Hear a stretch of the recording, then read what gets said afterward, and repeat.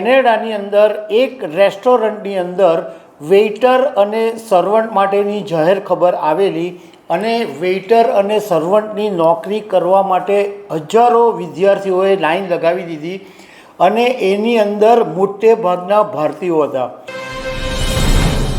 નમસ્કાર દર્શક મિત્રો, એક જમાનો હતો જ્યારે કેનેડા જવાનું બધા વિદ્યાર્થીઓ અને જેમને નોકરી કરવાનું હતું એમના માટે એક મોટું સપનું હતું અને ત્યાં એમની કેરિયર પણ બનતી હતી. કેનેડા જવાનું લોકોનો રીતસરનો ધસારો રહેતો હતો, પરંતુ હવે ચિત્ર બદલાયું છે અને હવે કેનેડા જવા માટે લોકોનો મોહભંગ થઈ રહ્યો છે અને કેનેડાની અંદર પણ રોજગારીની સ્થિતિ, વિદ્યાર્થીઓની તકલીફો, અનેક સમાચારો સામે આવે છે. પરંતુ અત્યારે એક એવી તસવીર સામે આવી છે કે જે જોઈને ભારતીય પેરેન્ટ્સો ચિંતામાં મુકાઈ જાય એવી સ્થિતિ છે.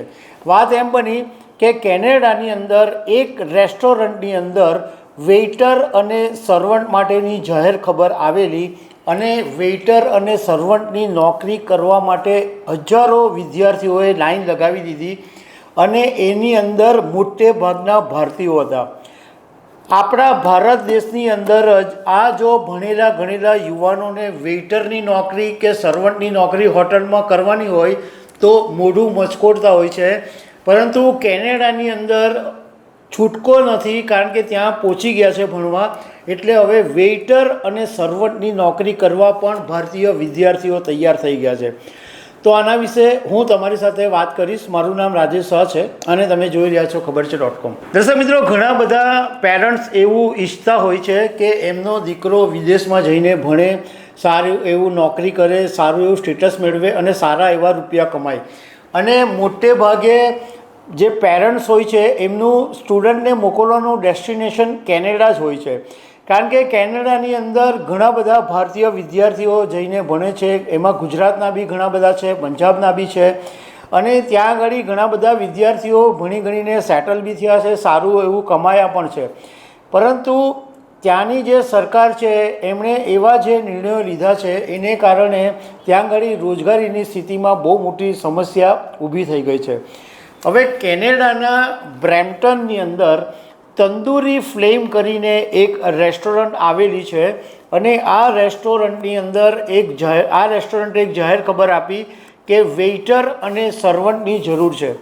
તમને જાણીને નવાઈ લાગશે કે 2 દિવસની અંદર 3000 લોકોએ અરજી કરી અને જ્યારે ઇન્ટરવ્યૂ આપવા માટે ગયા ત્યારે એટલી બધી લાંબી લાઈનો હતી અને એમ કહેવાય છે કે આ જેટલા 3000 લોકો ઇન્ટરવ્યૂ માટે ઊભેલા હતા એમાંથી મેક્સિમમ ભારતીય સ્ટુડન્ટ્સ હતા. તંદૂરી ફ્લેમના એક્ઝિક્યુટિવ મેનેજર ઇન્દીપ કૌરે મીડિયા સાથેની વાતમાં એવું કીધું કે અમને એવી ધારણા હતી કે 2000થી 3000 લોકો ઇન્ટરવ્યૂ આપવા માટે આવશે અને અત્યારે જે ઇન્ટરવ્યૂ આપવા માટેની લાઈનો લાગી છે એમાં મોટે ભાગના ભારતીય સ્ટુડન્ટ્સ છે. એક યુઝરે સોશિયલ મીડિયા પર લખ્યું, એમનું નામ રમનદીપસિંહ છે. આ રમનદીપસિંહે એવું લખ્યું કે કેનેડામાં રોજગારીની ભયંકર સ્થિતિ અને જીવન નિર્વાહની વધી રહેલી કિંમતોને કારણે હવે ત્યાં વસતા ભારતીયોનું જીવન નર્ક બની ગયું છે અને સોનેરી સપના સાથે કેનેડા જતા વિદ્યાર્થીઓએ હવે ગંભીર આત્મપરીક્ષણ કરવાની જરૂર છે.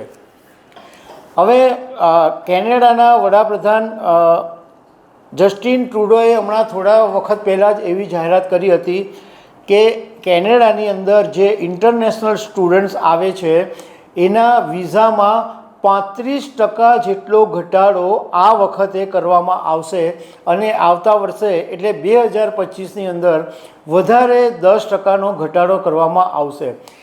એક સામાન્ય એવું હોય છે કે કેનેડા જે સ્ટુડન્ટો ભણવા જાય છે એ ત્યાં ગાડી ભણવાની સાથે સાથે પાર્ટ ટાઈમ જોબ પણ કરતા હોય છે, કારણ કે ત્યાં એમનો જે હેવી ખર્ચો હોય, ત્યાં રહેવાનું, ભણવાનું, જમવાનું, તો એ બધા પરિવારના સ્ટુડન્ટ્સ પહોંચી નથી વળતા, તો એમને ફરજિયાત ત્યાં ગાડી પાર્ટ ટાઈમ જોબ કરવી જ પડે છે.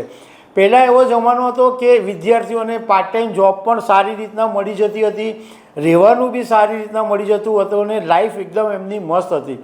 પરંતુ હવે ત્યાં રેન્ટે વધી ગયા છે, જગ્યાઓ પણ જે મતલબમાં જે ભાડે મળે છે એ પણ એક એક જગ્યા પર 9-10 10 વિદ્યાર્થીઓએ રહેવું પડે છે અને એવી બદતર સ્થિતિ કેનેડાની અંદર થઈ ગઈ છે.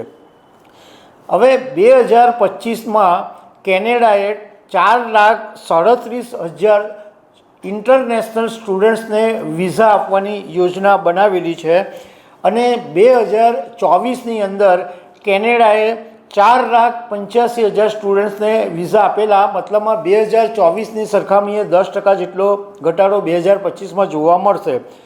2023ની અંદર ટોટલ 5,09,300 સ્ટુડન્ટ્સને કેનેડાએ વિઝા આપેલા અને 2023માં ભારતની વાત કરીએ તો કેનેડાએ 2.26 લાખ ભારતીય સ્ટુડન્ટ્સને વિઝા આપેલા અને તે વખતે 2023ની અંદર કેનેડાની અંદર કુલ 3.2 લાખ ભારતીયો વસતા હોવાનો અહેવાલ છે. મતલબમાં તમે વિચાર કરો કે ત્યાં આગળ જે સપના લઈને વિદ્યાર્થીઓ ગયા છે, ત્યાં આગળ એમને કેરિયર બનાવીને પૈસા કમાવાના છે, પરંતુ અત્યારે એવી વરવી સ્થિતિનું નિર્માણ થઈ ગયું છે કે વેઇટરની નોકરી કરવા પણ ભારતીય સ્ટુડન્ટ તૈયાર થઈ ગયા છે.